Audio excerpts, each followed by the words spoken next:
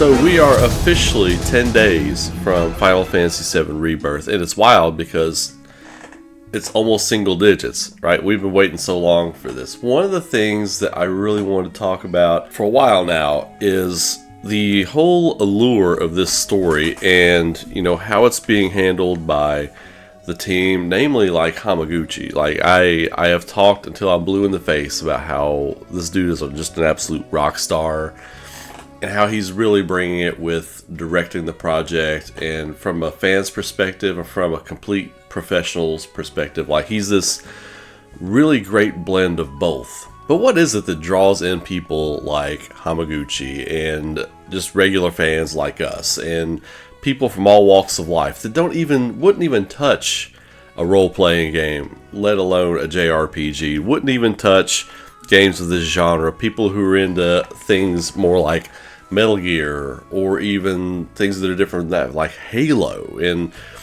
like other types of genres that don't even play RPGs, but are super excited about Final Fantasy VII Remake's saga. Now, it did lose some people because of the ending of the first game, but I think a lot of those people are going to come back, as we kind of predicted, as we get closer, and especially since it kind of seems like they're just reimagining the original game, right? The story of Final Fantasy VII, it kind of transcends gaming.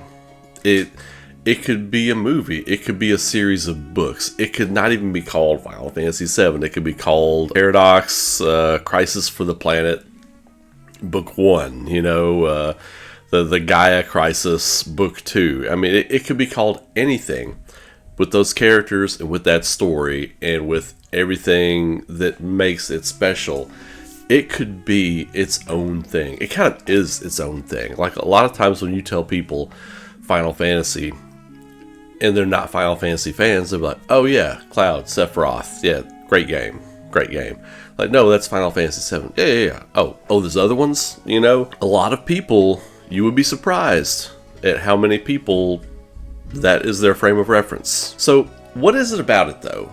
Well, I'll tell you, from my perspective, from my standpoint, what makes it kind of the zeitgeist of gaming from like the late 90s, the PlayStation era, it told the story of that era of gaming. It was the narrative of that era. People really wanted more for years. That's why the compilation did pretty well. It didn't do as good as it could have because it could have been better, you know, itself. Like, what made FF7 special was that core story, and all the compilation stuff was just getting to spend more time with the characters you liked. That's what the compilation was. That was pretty much it. It didn't, in my opinion, capture the fire that the original Final Fantasy VII did. But the reason FF7 is so special is because the story itself is lightning in a bottle. The stories, the characters, the conflicts, the very real feeling that you get from all those characters and their motivations and their failures and them trying to right their wrongs and be better. Like, those things speak to a generation of people who were exposed to that story.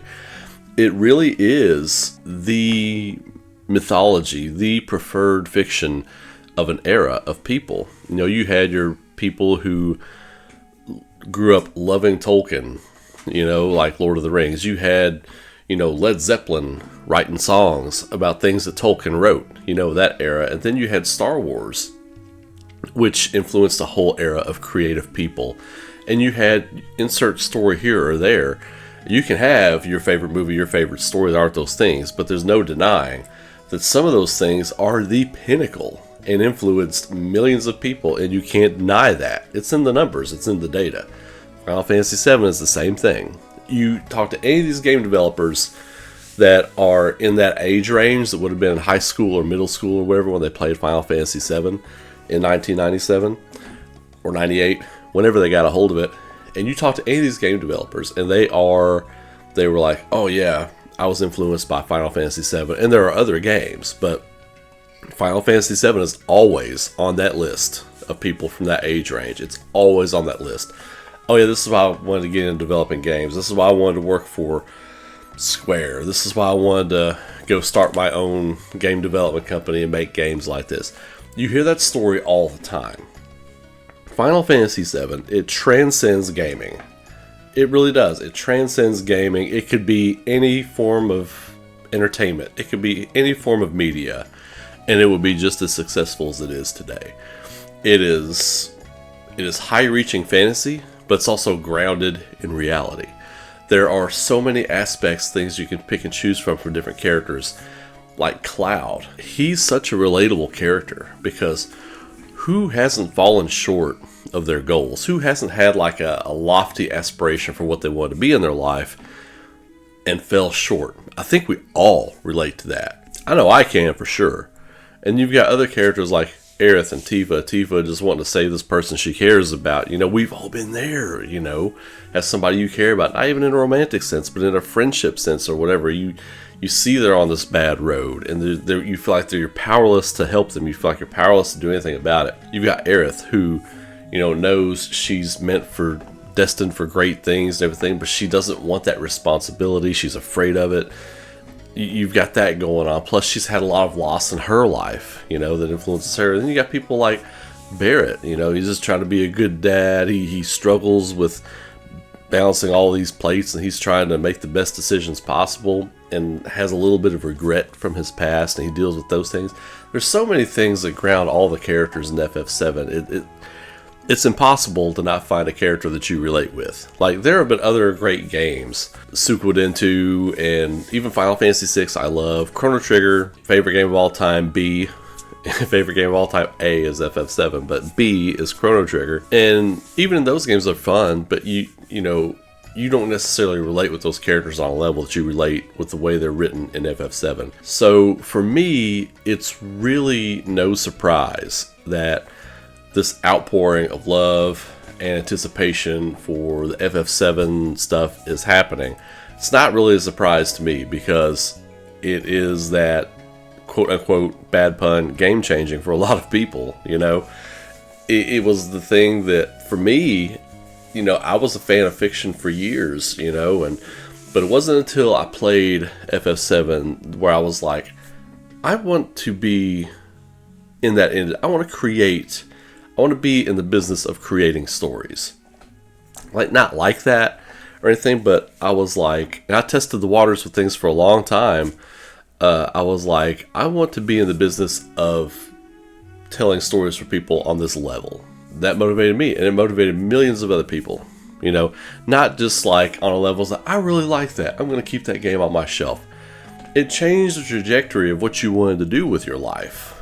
You know, that is powerful, and not everything does that. Chrono Trigger didn't do that for millions of people. Final Fantasy VI, Halo, you go down the list.